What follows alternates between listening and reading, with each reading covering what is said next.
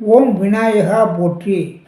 சுகபோக வசதிகள் அமைப்பு பெற்றவர்களும் வியாபார நோக்கமும் எனினும் இரக்கம், பாசம், அன்பு போன்ற உணர்வு பூர்வமுக்கவர்களுமான துலாம் ராசி அன்பர்களே, உங்களை பொறுத்தவரை நல்ல பலன்களை முன்பதிவுகளில் பார்த்துவிட்டோம். நல்ல பலன்கள் நல்ல நாட்களில் எவ்வாறு செய்வது என்பதை அமுத தொழிலாக பார்த்துவிட்டோம். இப்பதிவில் அசுவ பலன்களை, தீய பலன்களை தீய நாட்களில் எவ்வாறு நாம் அதை நிர்வாகம் செய்வது, ஹேண்டில் பண்ணுறது, நிர்வகிக்கிறது, மேனேஜ்மெண்ட் பண்ணுறது என்பதை பற்றி இப்பதிவில் விளக்கமாக பார்ப்போம். ஏன்னா நல்லதும் கெட்டதும் கலந்தது தான் வாழ்க்கை. இரவும் பகலும் கலந்தது தான் வாழ்க்கை. ஏன்னா இருளான காலங்களில் நம்முடைய ஜாதக ரீதியாக நம்ம அந்த காலங்களை நம்ம சுய ஜாதக ரீதியாக 6-8 பாண்டாதிபதிகள் திசாபுத்திகள் மற்றும் பாலகாதிபதி மாரகாதிபதி திசாபுத்திகள் ரீதியாக அறிந்து கொள்ளலாம்.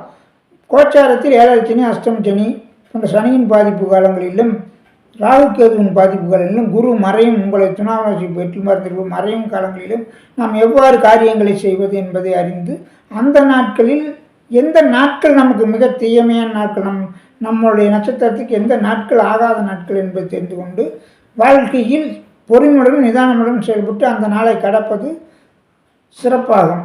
எனவே அந்த வித பலன்களை இப்போது முழு விளக்கமாக துலாம் ராசி என்பவர்களுக்கு பார்ப்போம். மிகவும் பயனுள்ள கருத்து பதிவுகளாக இது இருக்கும்.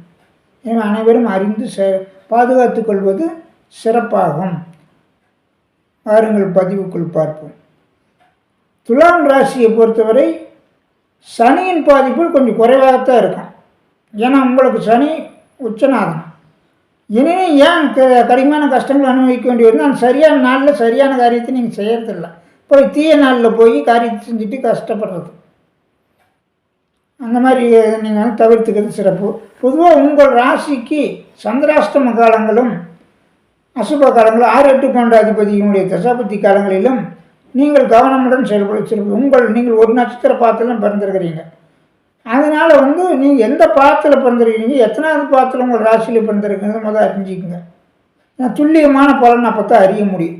இப்போ 7 சனியாக ஜென்ம சனியாக நடக்கட்டும், அஷ்டம சனி நடக்கட்டும், சனி ஒரு வருஷத்துக்கு 2.5 வருஷம் சஞ்சாரம் செய்யணும்னா உங்கள் பாத ரீதியாக கணக்கு போட்டு பார்த்தீங்கன்னா அது ஒரு 100 நாள் 3 மாதம் 10 நாள் தான் கடுமையான பாதிப்புகள் கொடுக்கும்.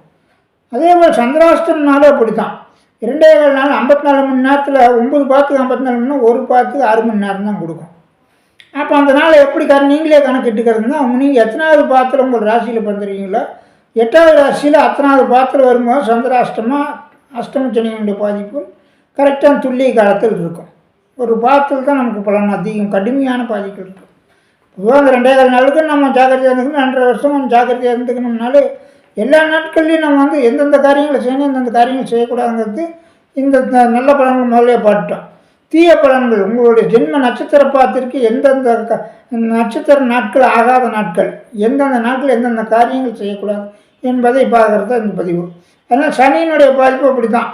எந்த ராசியில் ஏற்பட்டாலும் உங்கள் நட்சத்திர பாத்திரங்கள் அத்தனாவது பாத்திரம் அந்த ராசியில் சஞ்சாரம் செய்யும்போது அதனுடைய பாதிப்புகள் கடுமையாக இருக்கும்.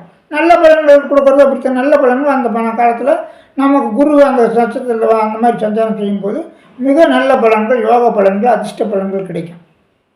இன்னும் அசுவ பலன்கள் நம்ம தவிர்க்கிறது தான் முக்கியம். நல்லது தன்னா போல் நடந்தால் எவ்வளோ நடந்தாலும் நமக்கு ஓகே. ஆனால் தீயது எவ்வளோ நடந்தாலும் ஓகேவா? இல்லை. அதனால் தெரிஞ்சுக்கிட்டு நம்ம பாதுகாத்துக்கணும். அந்த வழியில் உங்களுக்கு சனி சந்திராஷ்டமம் இப்படி தான் வரும். 2.25 நாட்களில் 6 மணி நேரம் தான் உங்களுக்கு கடுமையாக பாதிக்கும். 8வது உங்கள் ராசியில் எத்தனாவது பாத்திரம் நீங்கள் பிறந்தீங்களோ 8வது ராசியில் அத்தனாவது பாத்திரம் சந்திரன் சஞ்சாரம் செய்கிற அந்த 6 மணி நேரம் உங்களுக்கு கடுமையான பாதிப்புகளை கொடுக்கும். இதை கரெக்டாக ஞாபகம் வச்சுக்கிங்க. எல்லாத்துக்கும் இது பயனுள்ளது. எல்லா காலத்துலேயும் வாழ்நாள் முழுக்க. அப்போ இந்த நீங்கள் தெரிஞ்சுக்கலாம். எப்போ சந்திராஷ்டமம் வருதோ அதுக்கு துல்லியமாக கணக்கு போட்டு தெரிஞ்சுக்கலாம். ஓரளவுக்கு ஜோசியம் தெரிஞ்சுக்கலாம். தெரியாத அந்த மாதிரி பதிவுலேருந்து அந்த டைம் நாங்கள் போடுவோம். குறிப்பிட்டு பார்த்துக்கிட்டு கவனமாக இருக்கிறது சிறப்பு. அடுத்ததான் உங்களை பொறுத்தளவுக்கு பொதுவாக உங்கள் ராசி ரீதி அந்த நாட்கள் ஆகாது, நட்சத்திர ரீதி அந்த நாட்கள் ஆகாதுன்னு பார்த்துடலாம். துல்லியமாக பார்த்துடலாம். உங்கள் ராசி ரீதியாக 6-8 ராசி எப்பவுமே ஆகாது. 6வது ராசி உங்களுக்கு மீன ராசி, 8வது ராசி ரிஷப ராசி.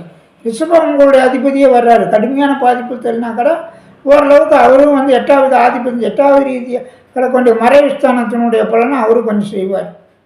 அதே மாதிரி 6ஆம் அதிபதி உங்களுக்கு குரு எதிரியே ஏறார்.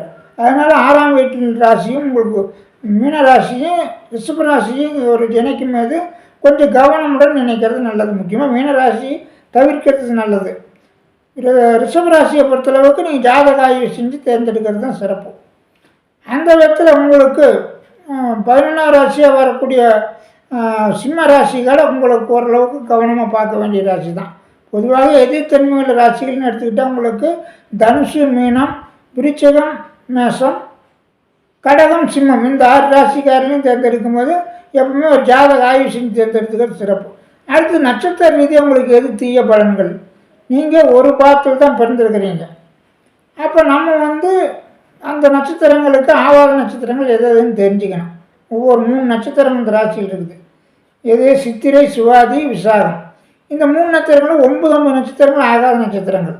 அந்த ஆகாத நட்சத்திரங்களில் சுப காரியங்கள் செய்யக்கூடாது, புது முதலீடுகள் செய்யக்கூடாது, புது காரியங்கள் செய்யக்கூடாது, பிரயாணங்கள் செய்யக்கூடாது, புதியவர்களின் அறிமுகத்தையும் கவனமாக சந்திச்சிக்கணும்.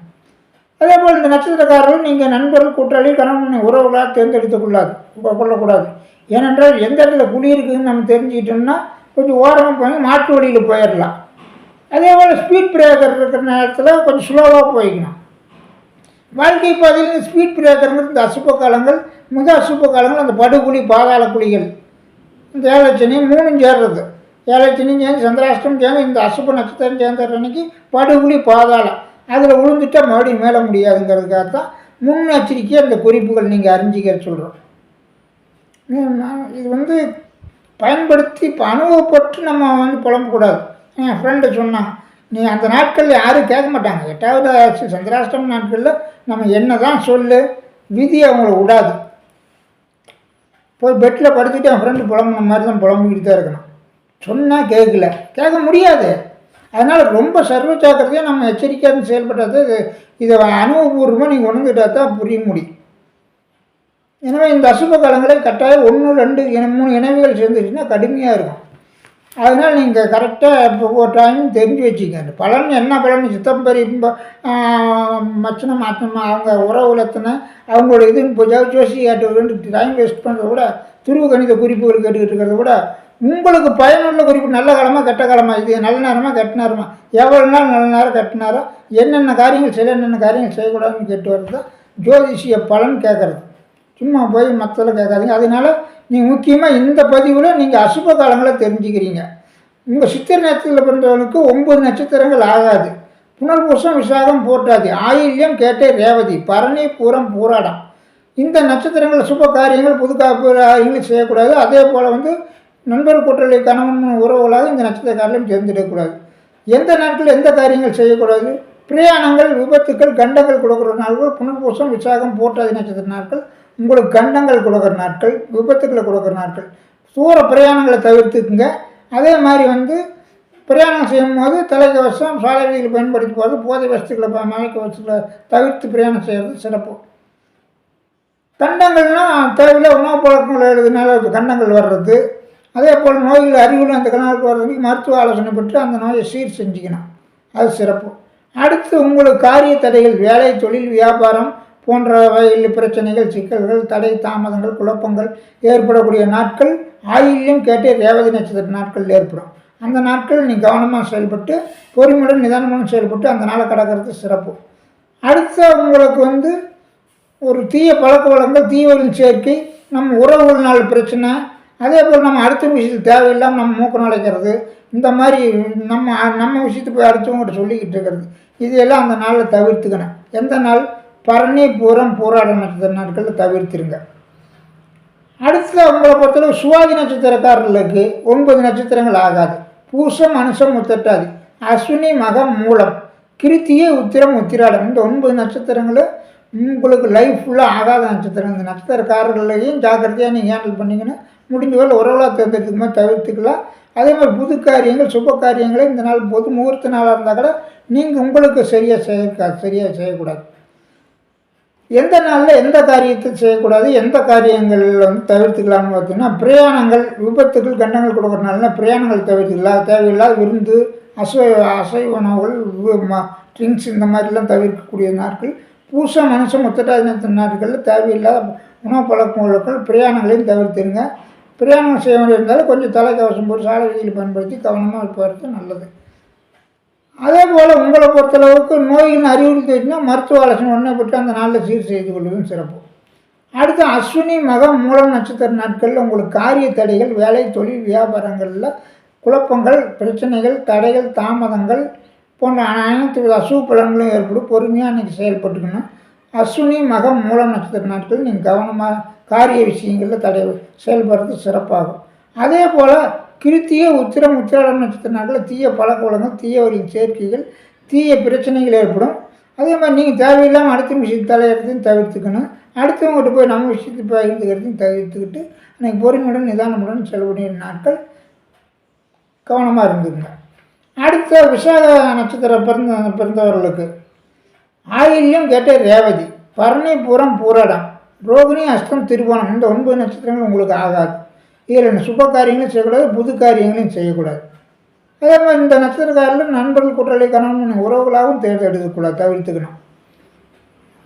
அதே போல் உங்களுக்கு எந்த நாட்களில் எந்த வித காரியங்கள் செய்யக்கூடாதுன்னு பார்த்தோம்னா பிரயாணங்கள், விபத்துக்கள், கண்டங்கள் கொடுக்குற நாட்கள்.